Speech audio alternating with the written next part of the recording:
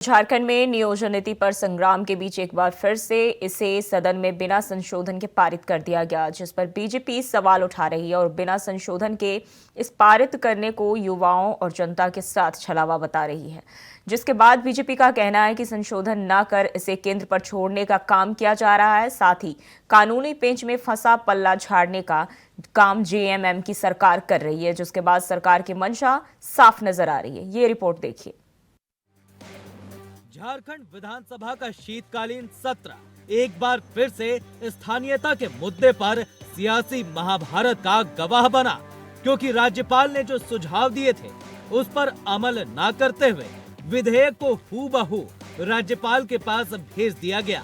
अब विपक्ष में बैठी बीजेपी शंका जता रही है कि कहीं फिर से ये विधेयक कानूनी पेंच में फंस न जाए। दरअसल स्थानीयता को परिभाषित करने वाले विधेयक सदन के पटल पर रखा गया।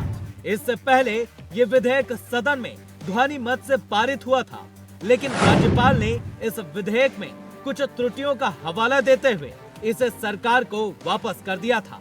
लेकिन सरकार की तरफ से राज्यपाल के सुझाव को नहीं माना गया और विधेयक को दोबारा से सदन में रखा गया, क्योंकि पहले ही राज्यपाल ने परिवर्तन के लिए कुछ सुझाव भी दिए थे, पर सीएम ने सदन में इसमें किसी परिवर्तन से इनकार कर दिया और अब इसी को लेकर सियासत तेज हो रही है।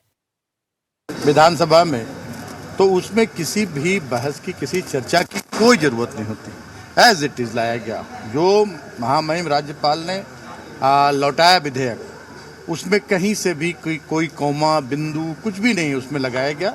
तो वहाँ किसी भी लोगों को बोलने का, सिर्फ नेता प्रतिपक्ष अगर अपनी बात, क्योंकि उनको विशेषाधिकार है, नेता प्रतिपक्ष अपनी बात रखना चाहे तो नेता प्रतिपक्ष अपनी बात रख सकते थे। बावजूद बहुत लिबर्टी दिखाई हमारे माननीय अध्यक्ष महोदय ने और बहुत लोगों को बोलने का मौका दिया।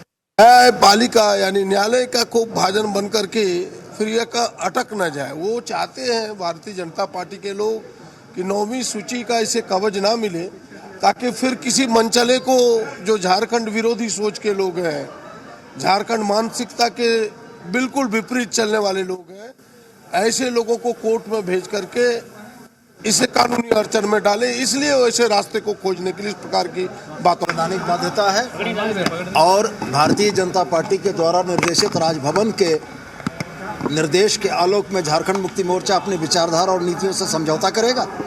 झारखंड मुक्ति मोर्चा की जो विचारधारा, जो हमारा एजेंडा, जो हमारी नीति थी, है और रहेगी, हम यह चाहते हैं कि 1932 के खतियानधारी झारखंड के मूल निवासी माने जाएं और इसी नीति पर झारखंड मुक्ति मोर्चा कह रहे हैं आपकी मंशा सही नहीं है, अपन 9वीं अनुसूची में डालकर इसे चाहत में। महामहिम राज्यपाल उसी प्रदेश से आते हैं, तमिलनाडु से, जहां के 69% आरक्षण को 9वीं अनुसूची में डालकर संरक्षित किया गया है।